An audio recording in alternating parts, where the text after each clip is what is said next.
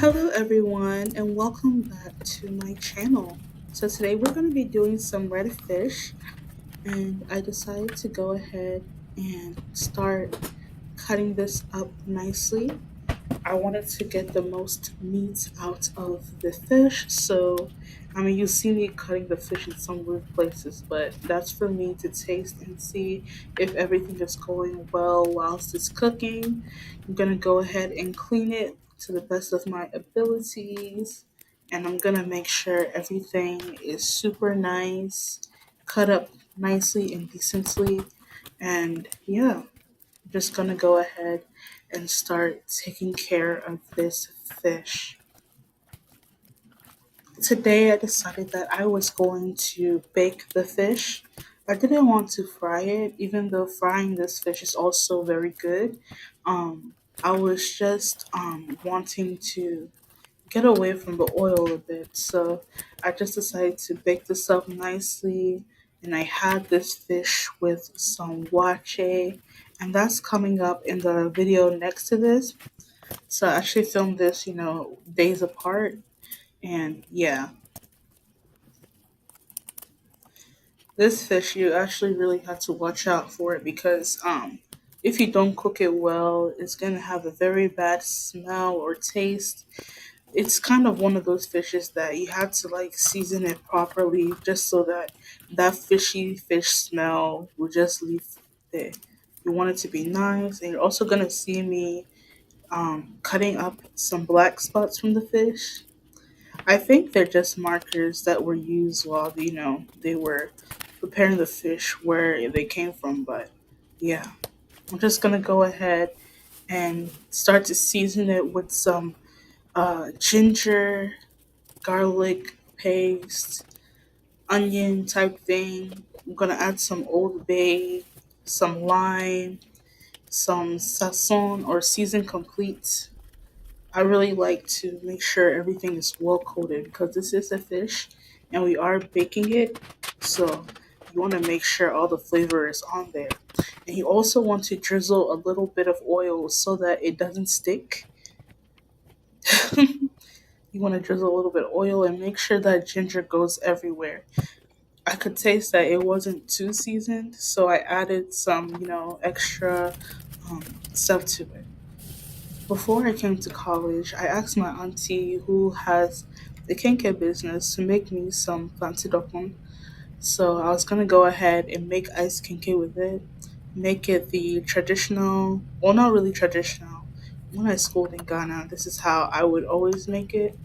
Um, I don't prefer adding a lot of milk into my Fanti Kenkey because I don't believe it needs too much milk. I just prefer to add the milk on when you're coming to enjoy your kenke. Then you add a little bit of the canned milk.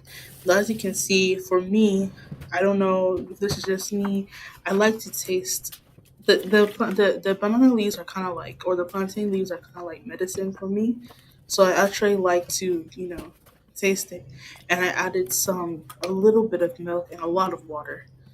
Okay, and I added some peanut butter and you sugar it to your taste. Don't add too much, obviously, but I mean that depends on you though. But I have some natural cane sugar that I'm going ahead to add on, and we're gonna blend this up properly. And there you go. You can see a little teaser from my next video. So we're just gonna go ahead and check on the fish. You see how it's coming along. This type of fish, I would add it to a soup, or if I was really um, wanting to eat some fish with my wache, I'll actually, just go for the middle piece, add it on. But I also want to make sure it's like well dried. You see, and remember those pieces that I was tasting before, or I cut up in a weird place? That's what I used to taste and see if the fish is good. So yeah, thank you so much for watching this part of the video. Now we're moving on to make our souffles. So I had some puff pastry. I put them in my ramekins. I don't know, for some reason I was craving some Panera Soufflé and I wanted to make it my own. So I decided to get some tomatoes and onions, added some cheese to it, and mixed like 6 eggs into the container. I used half of them though because I don't think, you know,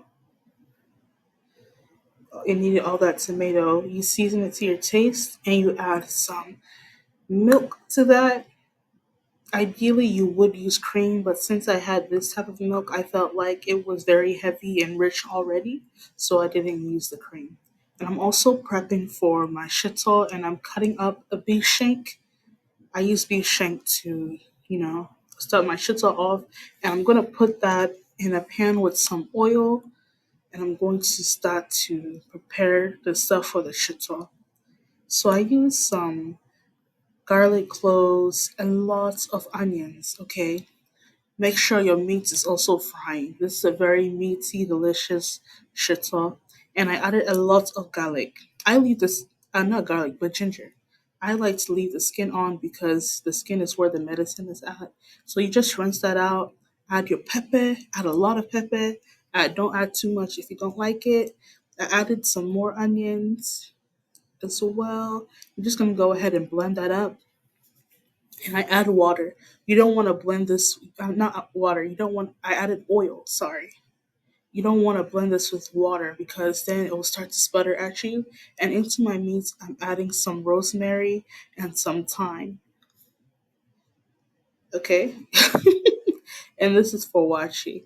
And then, as you see, I let it cook for a little bit, and I added this very concentrated tomato puree. I got it from Little. It's very, very good for shito. And this shito actually came out in 2 hours.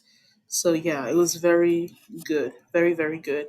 And I never added water while blending this. I just added the oil and I am going ahead to mix everything together. I'm checking on my souffle. Checking on my souffle. It was really good, really, really good. But yeah. You just want to keep stirring so that it doesn't burn at the bottom.